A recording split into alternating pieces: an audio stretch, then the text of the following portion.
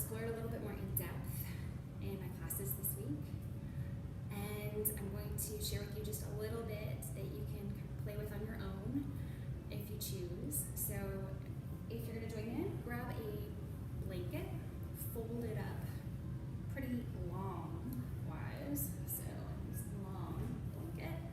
And then to start, lie down on your back. We're going to use the blanket as a pillow. And just go ahead and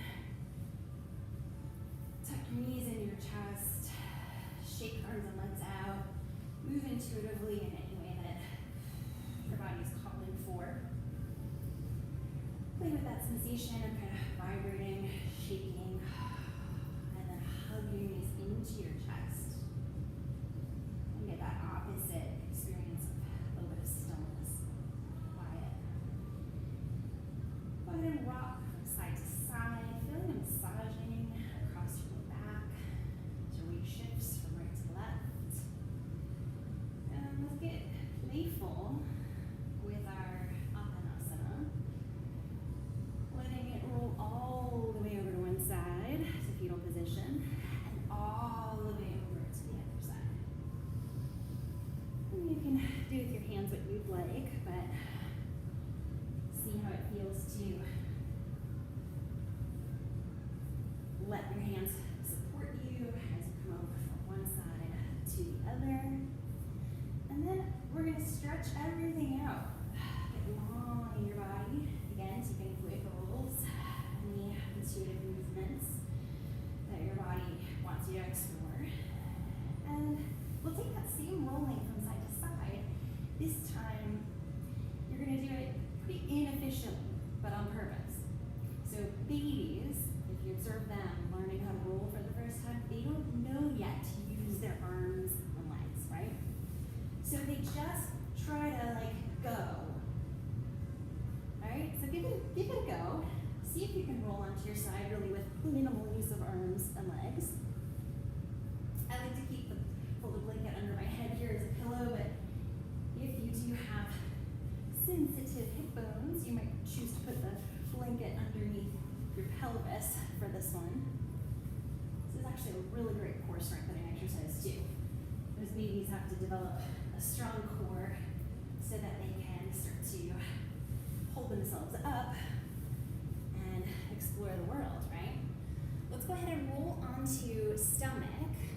And this time, I do recommend putting the blanket underneath your pelvis. And hands under head, and we'll just go into crocodile, which is feet apart, head down on your arms. If you'd like a little bit more space and room to breathe, do fist over fist. And then rest your forehead on fists or flat hands, whatever feels most comfortable to you. Breathe deep down into your belly and feel for your belly pressing into the surface that supports you. Maybe even let that expand into your lower back. And then slow exhale, softening, releasing. Those moments of play are energizing, and we really mobilize and get our blood flowing and try some things that are physical and maybe even are a little novel or potentially scary because we haven't done it before. So we also want to make sure that we balance that out with moments of calm and reminding our system this is a safe space to play. When you're ready, go back to some rolling. So bringing the feet together, reaching through the arms, up to locust pose, energizing through the spine.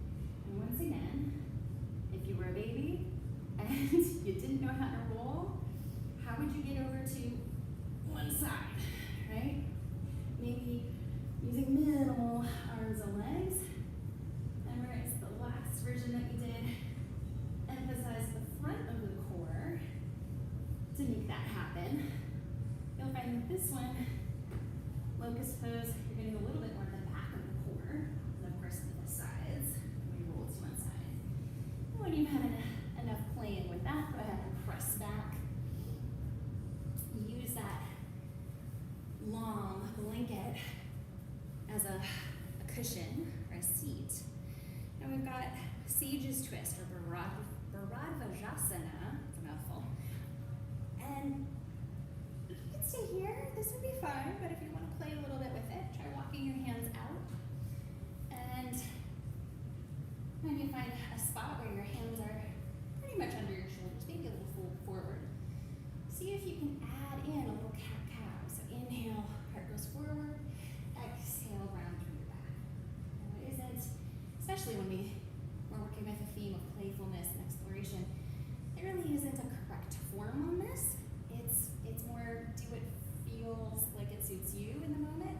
So if you like having your legs kind of spread a little bit more, foot to knee or thigh, that's an option. If you'd like to have knees stacked one on top of the other, that's also an option, and anything in between is fair game. As long as you're listening to your body and making any adaptations that it's asking for. Now, we'll go ahead and switch to the other side, and again, we're gonna do it in a maybe playful way. Try coming back up to your Sage's twist.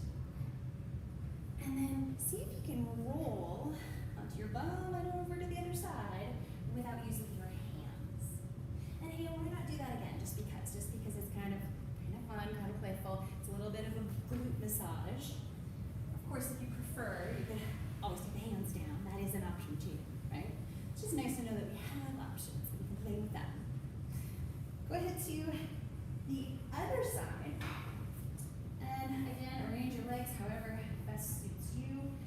Walk your hands out so you've got a little bit of room to explore cat-cow here. And you may have noticed that it feels a little different to do a cat-cow in a twist, right? Because the spine is already twisted, we're taking up some of our mobility. You'll find that you can't quite go as far in your cat-cow, and that's fine. It's just a different sensation. It also tends to focus the movement a little bit more on the thoracic spine where your ribs attach, a little less than the lower back.